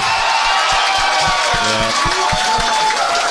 This is why America's going to die. Dude, Dewey beat Truman all over. That's all Donald Trump does. It's like easy. Like applaud if you just want huge, very, very strong pizza. But it's easy. It's stickier. Negative things are stickier. It's easier. When I was in debate in high school, I was on the negative. Did you do debate? Yeah, I did. I don't mean to. It's a racist stereotype. Sorry, I don't mean to assume. It was a black girl. She was a debate captain. Can I say one thing about this real quick? Can I say like one thing? Or is that cool? I hope. Well, yeah, but Well, I to say, mean. like, But what if what you say is Hitler was right? Well, no. And then I'm like, you said. No, yes, you can speak, but I want to judge what you said. No, yeah, absolutely. So recently you were talking about what the fuck? No, I'm sorry. I'm so drunk and high. Sorry, go ahead. I think it was you and Spencer were talking about conspiracy theories and how it's easier to work from the back end of it, where you work from what's there, and then you say, "Oh, I can work against what's been said." Sure. It's kind of the same with negative points. It's easier to find negative points in something. Well, that's the tough thing. Yeah, when we do debate in high school, there was the affirmative. Is that what they call it? Yeah. Affirmative, negative. You had to come up with a plan if you were affirmative. Prison overcrowding. Oh, and then the negative, you would just show up and be like. We had a recipe box full of negative evidence cards. We didn't even it didn't even matter what the topic was. You just pull out Alan Greenspan says we're headed for a recession. You're armed with that when you don't want anything done. Well, first of all, Alan Greenspan says he always says we're headed for a recession, except when we are. It was just like prison overcrowding. You're proposing we build a biodome. Well, Alan Greenspan says we won't have the money. I bid you good day. Yeah, it's easier to be negative. It's easier to keep your pizza pure. I feel like if you have that variety in your life of I'm more open-minded to accept. It's like soup, sort of. Like people hate putting all the shit in soup. But who hates putting all the shit in soup? Come on, there are people. Yeah. I mean, yes. So, there's a core human problem. We're a rich empire. We have this at least successfully illusory freedom, if not actual. That's we have it pretty good. So we have these opinions, and then you go, oh. Am I defending the underdog if I say, hey, come on, it was like that yesterday, give it a break, don't complicate it. I make that guy sound like a Teamster, so he sounds wrong. Unless I was at a union meeting, and then they'd be like, yeah, that sounds like us. No, they'd be like, fuck you, you think that's what we sound like? But if you also said hey, mine's gotta be open, you gotta close mine, tough titty. Welcome to America, love it or leave it. I think that's like people don't know where to punch and where to deflect. They don't know when they're the underdog and when they're the alpha. You always feel like the underdog. I always, I don't have a point here. It's just like when you're saying why don't you put pineapple on pizza? Why wouldn't you? Yeah, absolutely. And then everyone's worried. I think the fear is that if you put pineapple on pizza and then everyone keeps saying they like it with nobody saying this is bullshit, that all of a sudden one day pineapple will be part of pizza whether you like it or not. I think that is the genuine fear, which is also kind of ridiculous. Yeah. I think that is what the problem is. That's the engine of humanity. That people go well, what's next? Book burning? I'm not giving up Mein Kampf. You can't burn it. It's the slippery pineapple slope, man. Yeah. All right. So anyways, since we have you up there, why is everyone... I mean, the answer is because you're good people. Why are you talking? It's hot. All right, it's hot. But is that it's really hot. Are they just saying it's hot? No, they're all unhinged. Is it like dogs panting? Like you just it's hot, so you just say stuff? That's what I'm saying. I'm letting off hot temperature. Well, we got a lot of smart people up here, right? Yeah. So let's solve some problems. Okay. What would you rather fight? A duck-sized or 40 duck-sized horses or a horse-sized duck? All right. I would definitely fight. What's the big one? A horse-sized duck. So that's a duck the size of a horse. Yeah, that's no fucking problem. You don't look. Do you want to fight? Well, just hold on. The T-Rex. Or do you want to fight the Velociraptors? If you've seen any Jurassic movie, exactly, you know that the Velociraptors win. You don't want a pack of something small and vicious that can coordinate its attacks. Yeah, but horses aren't vicious. You want a single opponent. Even if it's a large duck, it's still a fucking duck. Have you ever had a duck shit in your mouth? I have. Right in my goddamn mouth. Why did that happen? A horse-sized duck shit. That won't fit in your mouth. Yeah, I don't know. I'm not getting anywhere near that with an open mouth.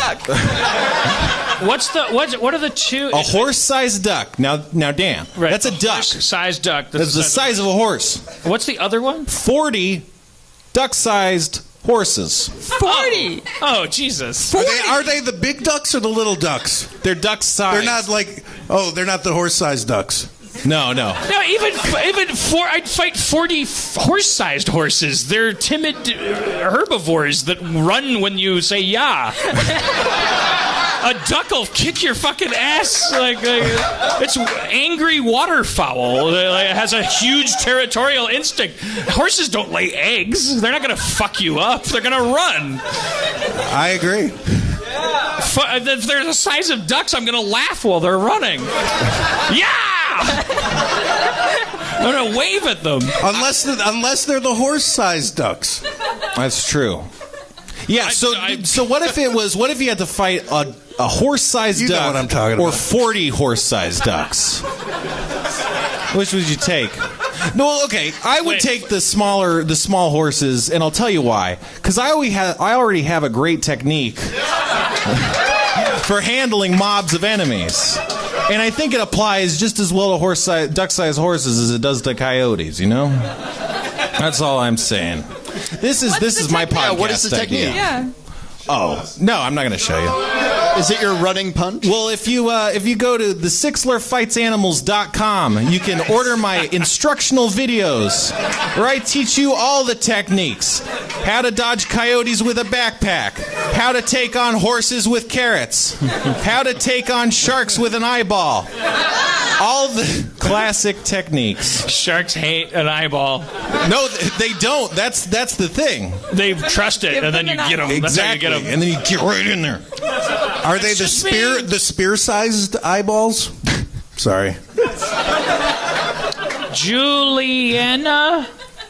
You're close. Juliana. Juliana.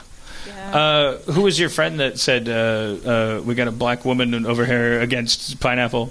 That's my boyfriend. First date? Second date? Our first date was actually with Harmontown, but we've been together for 6 months. You seem young enough that I can ask how old you are, if you don't mind telling us. Oh, I'm 26. Aw, little big baby pumpkin.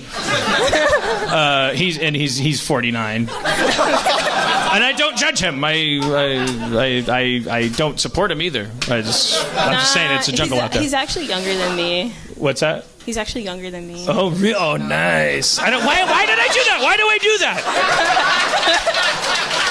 What is that instinct? He's like, I'm gonna get better. I don't know what that. I don't even know. What is that? That was like some kind of weird. That's okay. I'm gonna investigate that. What? So you guys met at Harmontown? Is that what you're saying? No, we met in Long Beach, but our first date was here in Harmontown. So yeah, and this is when he asked me to be his girlfriend on Harmontown. So before it started. What do you mean on Harmontown? Well, we were here. What? Wait. Who's that guy? Is that your boyfriend or is that? Yeah, that's my boyfriend, the Asian one in the back. I can't see him, but I know he's there. So while we were doing the show, is he? Yeah, he asked me, and then I thought about it, and never a good sign. and then my rap was so good. Like if I had done one false move, if I had the wrong opinion about a Game of Thrones episode, you would have gone one way or the other. And instead, you chose to make him the luckiest Long Beach Harmontown fan in the 3-block radius for the next 3 to 5 months. Yeah. Statistics say.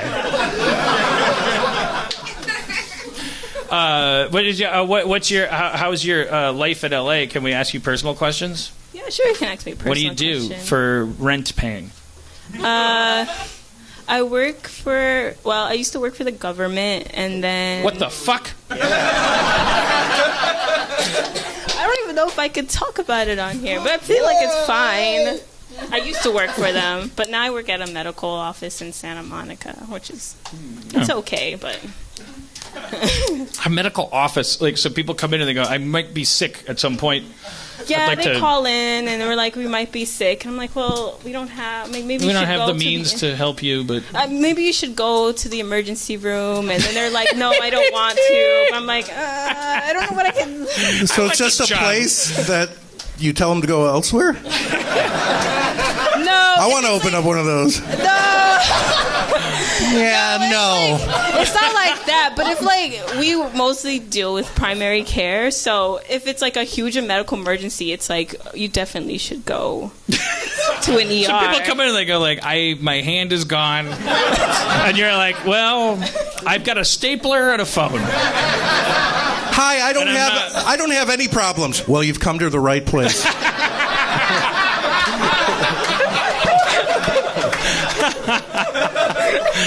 Does it represent any kind of like? How close is this to your? What's your fantasy about your career path, your vocation, your role? I don't even want to pin you down. Maybe you want to be the vapor of light, but like, what would you hope would happen from your very limited time on this earth? I would like to be a doctor in the future.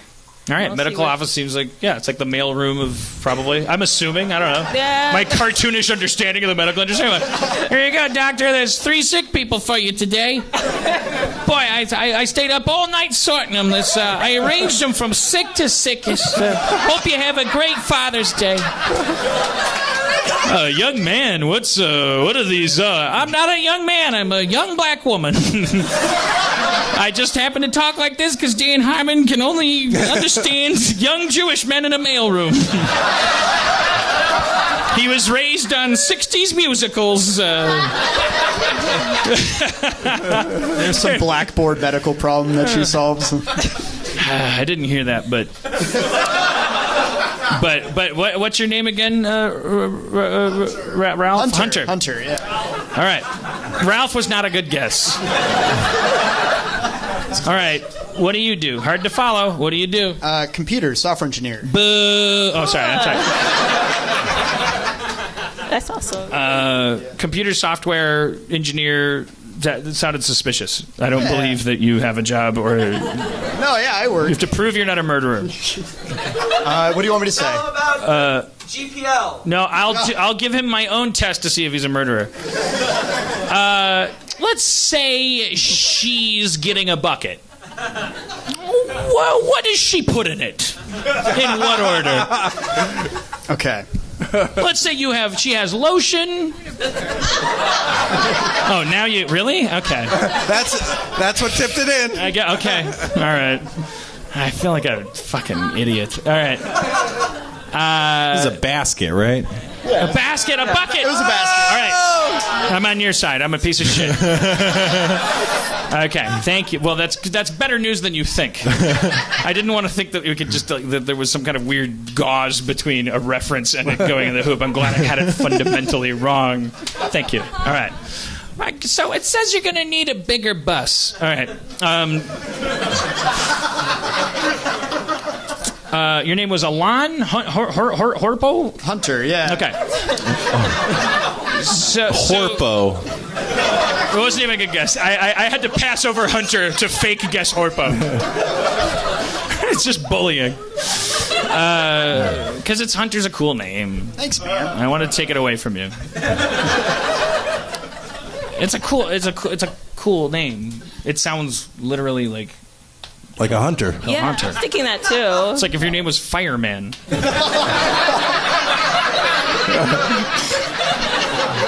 Like, it's cheating is what it is. It's cheating. Your parents cheated. It's Senator James Harmon.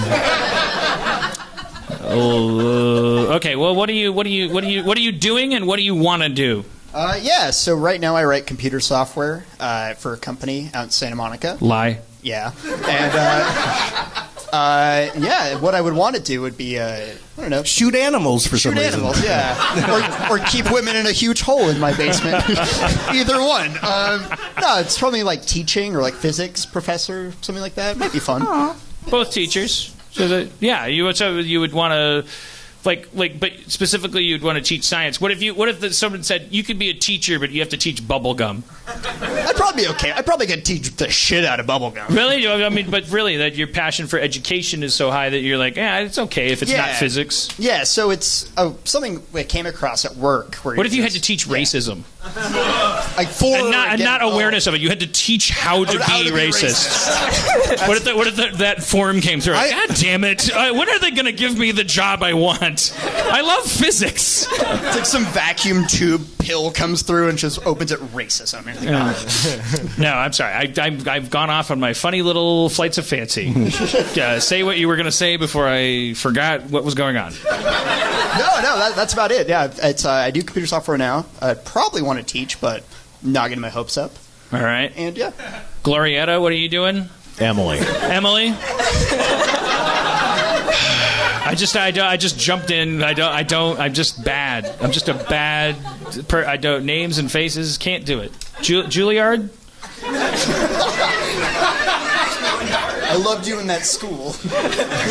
Thank you, Hunter.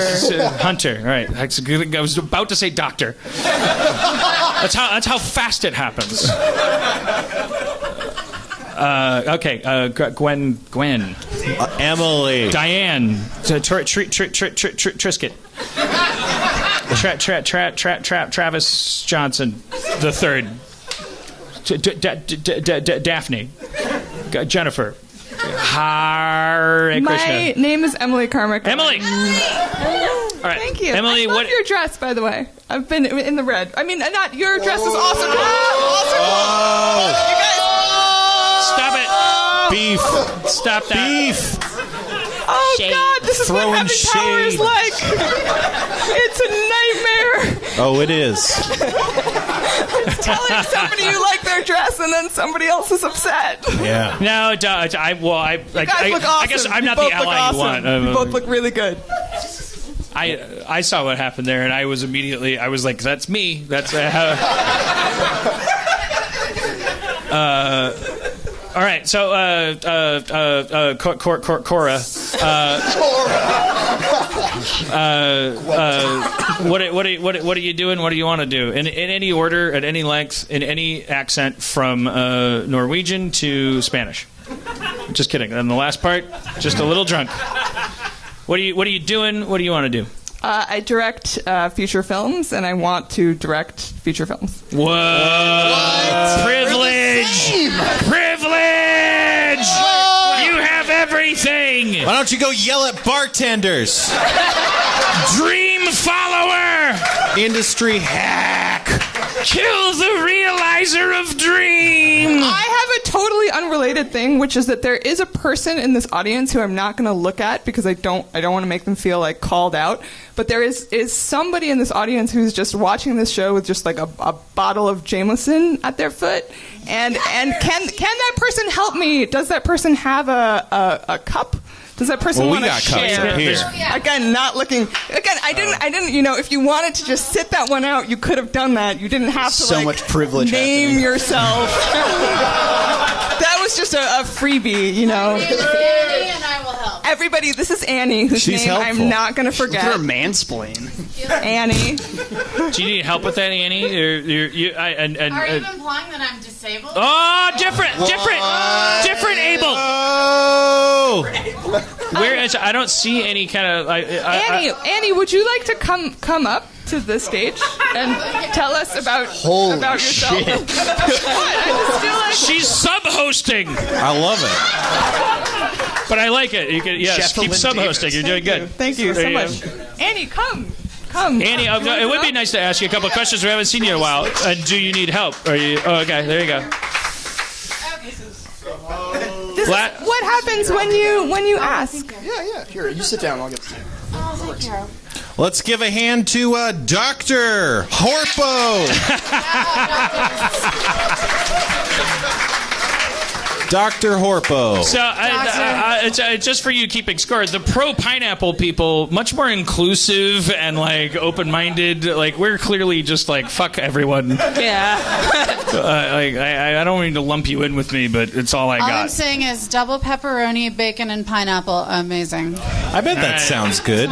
Wait, Canadian bacon or bacon? No, bacon. Okay, I'm on board. I'm very glad I asked you onto the stage. Smokiness of bacon, and then the pepperoni and the spiciness and the pineapple. Oh my god. I am a little high and drunk myself. Okay. I feel like more. I always picture you as like a kind of a clean cut. Did I cause this in you? Are you just a high drunk person now because you listen to the podcast? Or? Oh, definitely not. Okay. Okay. Thank you. Yeah, you did not corrupt me in any way, shape, or form. But I did take you from a walker to a cane, right? Like I cured your spinal stenosis. Yes, that was entirely your doing, Dan. You just as long as we're being scientific. Out of the mud, and I was like, oh my god, I am no longer disabled because Dan has shown me the way. Yes. Thank you. Wait, are you disabled? Yes, I am. Okay, how does that work? My spine is collapsing. Yeah. I know it was hard because the last time you tried to talk to me was at South by Southwest when we couldn't hear anything. Yeah, it was a nightmare. Yeah, that was a nightmare episode. But yeah, that's for new viewers or whoever. Real Annie is like.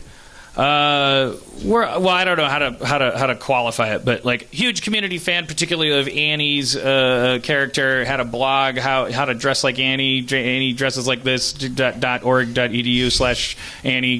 I saw that. Annie's clothes. I saw that. Yeah. It didn't go far.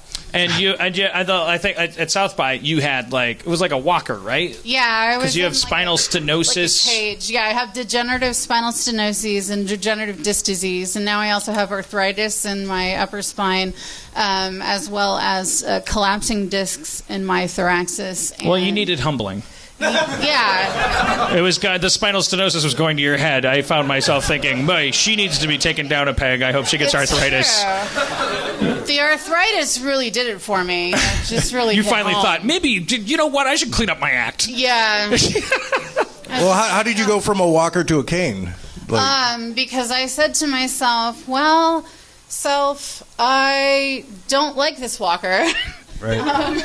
And it was actually starting. So my arthritis was spreading up into my neck, and it was starting to spread into my shoulders. And I asked my doctor, why is that?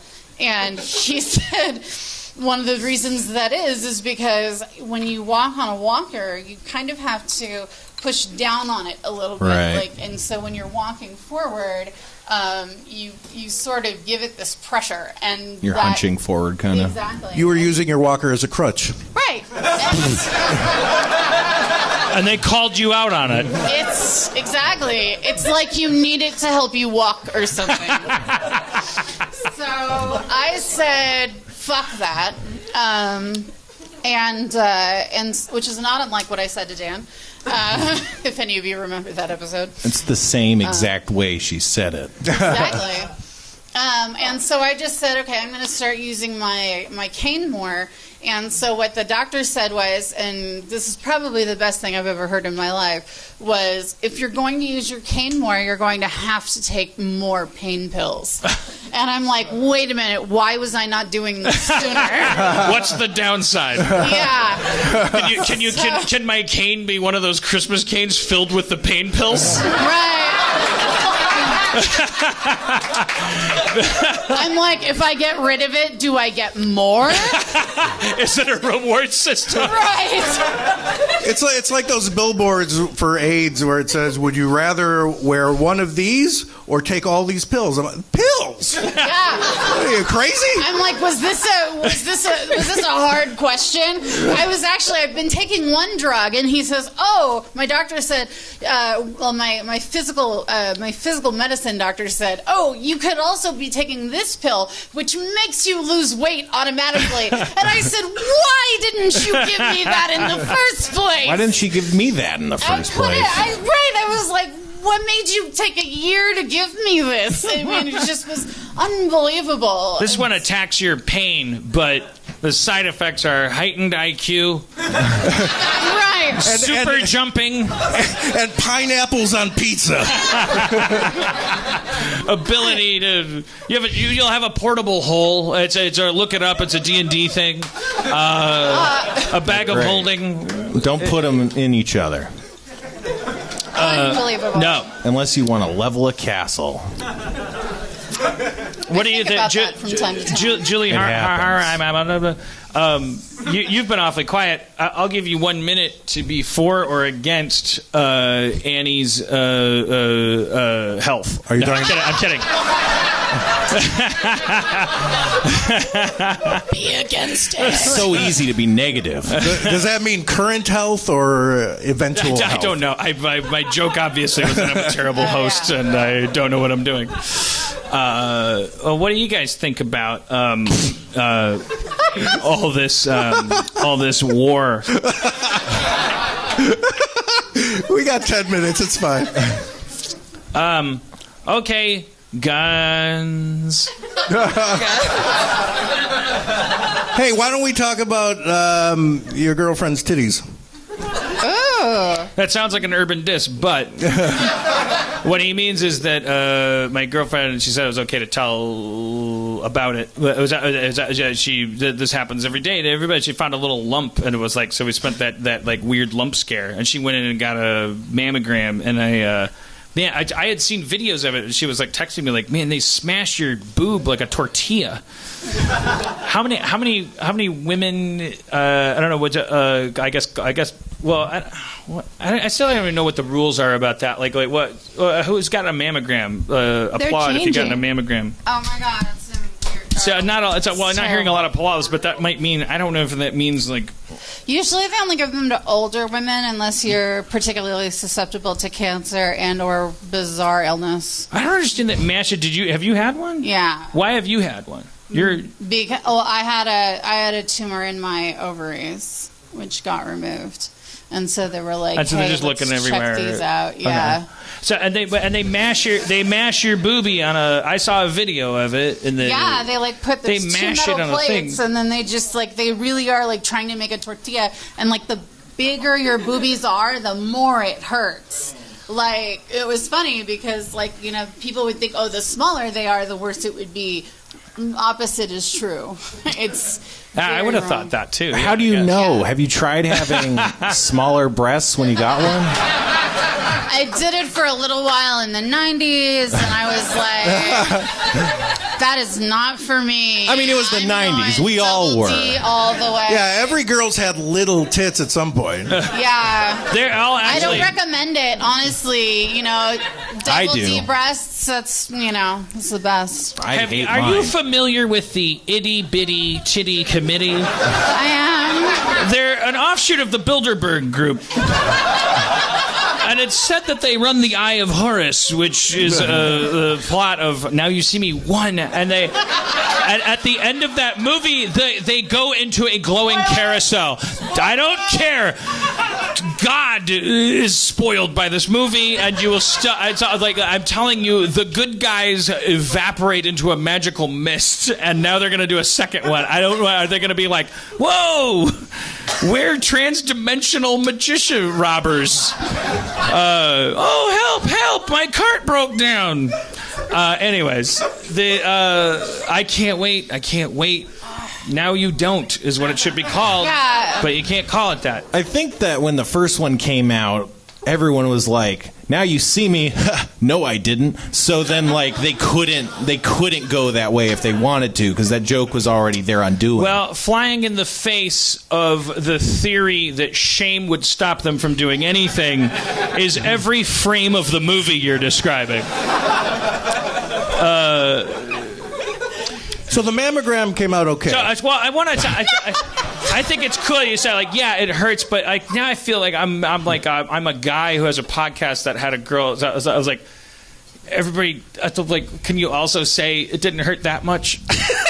No. I'm like, what's your agenda for I don't that? want to be the guy that helped the platform of mammogram fear. Well, I mean, it's not like it's one of those things where you it doesn't matter whether or not it hurts. You want to get the mammogram. So. Do you know what is the current party line of it? Is it that you're supposed to self-check, and then the mammogram is if you find a lump? Is that the idea? Yeah. So you do this thing. You're supposed to do it in the shower, and then you go in circles around your breasts. Right. While you're in the shower. It's very sensual. And then you're supposed to. They actually, when you're in high school, or at least when I was in high school, they gave us this fake tiny breast, and then it had the fake tiny breast had 2 lumps. One lump you could feel, and the other lump you could not feel. Oh, like the Princess and the Pea. Right. The female heroes' journeys are about sensitivity. This woman could bitch about anything. She's the King Arthur of her gender. I'm obviously being ironic and saying I'm on your side. So the purpose. You should have had better heroes' journeys than that. So the purpose of the lump you could not feel was that it meant that's why you need to get mammogram. Oh, they were it was like a shitty Kobayashi Maru exactly. What sound of what? Why didn't you pick the finger? I was going to pick my own finger. Oh, Willow Offgood, you should be a wizard. So Willow is the movie. Yes. Well played. I was okay. All right, breast. Check your breasts. Mammogram came out all right. Yes. But here's the thing about balls. I love balls. You don't get to draw a circle around your balls in a steamy shower. That sounded hot. That's not what you do when you check your balls. The guys in this audience. Well, they're more sensitive, right? Well, it's like there's art on the college stall. That's the first time in my day when you encountered ball checking mythology. No one teaches it until you're in college. In my day, and there's a diagram when you get to college and it's just like the thumb and forefinger, and it's just to do that to a ball. And they're suggesting that you do that in the shower. It looks like fucking Pogs. It looks like Tiddlywinks is being played. It just looks like I'm not doing it. Wow. I will not mush my ball like that. That doesn't sound pleasant. No, but I mean, now I feel like you're patronizing me. No. I love balls. Oh, so, thank God, thank God. No. I really. She seems sincere. Yeah, she seems sincere. The pain of that balls go through. So that does not sound pleasant. But now I feel bad though. Yeah, no. I'm not complaining. My spine's just collapsing. Wait, why do you? God damn it! Balls. So you were disappointed that your girlfriend didn't have cancer. No. He's compacting a very, very long, complicated story that was I love Cody so much. It was I was trying to explain this to my therapist, and I said to her I'd never say this out loud. Oh, really? Because it's fucking complicated. I was trying to express a thing. It's not why would you bring this up? Because you said we were going to talk about it. Well, no, I did. I never said that. I didn't say I'd like to talk about this aspect of it, but it was it's hard to explain. It was I found out I love my girlfriend so much that I was kind of part of my brain was stoked about proving it. I don't know. And she was a little disappointed too, right? Yeah, I don't know, but it's it's not a thing to talk about. This is a private thing. It's I don't know. It's complicated, but I mean I'm okay. I mean sorry, I broke your no rules. If it was 8:15, I'd be okay, yeah, let's make the episode about this. I want to make this understandable. It might not be something to talk about, but is it something to rap about? Best comptroller ever!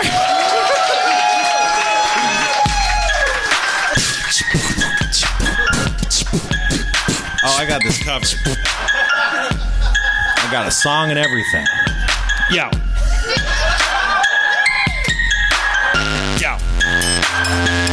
Give it to him. I got Janella area. I got Helena Daria. I got Gwen Maria. I got Spencer and all of your mamas. What? Oh, shit.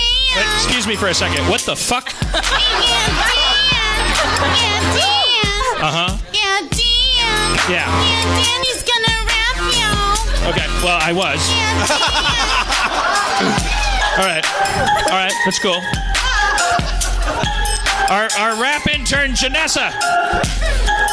All right. Don't get discouraged. Yo, thank you. Take it from the one. Okay, yo. 1, 2, 1, 1, 2. I got a 1 and it's going in my shoe. I got a sock and you know what to do. I put it on my toe and I get some glue. I attach the shoe to my sock. I go out and I find a sizable rock. And I put my foot on it. I sit there for 6 hours and write a sonnet. I say, yo, your face is like a comet. I fucked your mama so hard, I made her vomit. I wanted to fucking animate you, Wallace Gromit. I wouldn't do it if you, Jerry and Tommit. I'm gonna fuck you so hard, I'm gonna glom it onto. Why am I trying to do that thing where you repeat the rhyme a million times? Those people write those things for hours. It's over ambitious. Fucked your mama so hard, her pussy needed flowers. That's a funeral. Laid it on her grave. Fucked your mama so hard. Her life was mine to save. Gave it CPR. Gave it ABC. Gave it 222 and some TLC. What? Who's? Just some suggestions. There's a ghost in the. All right, yo. Don't get discouraged. Yo. Harmontown is the place where rap was born. I fucked your mama so hard her sheep got shorn. I put razors inside her barn. I fucked your mama so hard she told a motherfucking yarn. Woo! All right, that's it for the show. Some of you should really think about yourselves tonight. Let's have a hand for Henrietta. Gobla. Annie, Helen, Cora, Trisket, Glorietta, and Juliana. Nicely done, Spencer. Our comptroller, Spencer Crittenden. Thank you. Helpful imp, Dino Stamatopoulos. Zach, the audio maniac, and Dustin, the feral audio producer in the back, and thanks to Kris Boruff back there. Yeah. Sarah Hill, and Yi San, the feral audio guy. And all the best. Yeah. All right. Drive fast, take chances. Nice. Did you get any of that? It's a good show.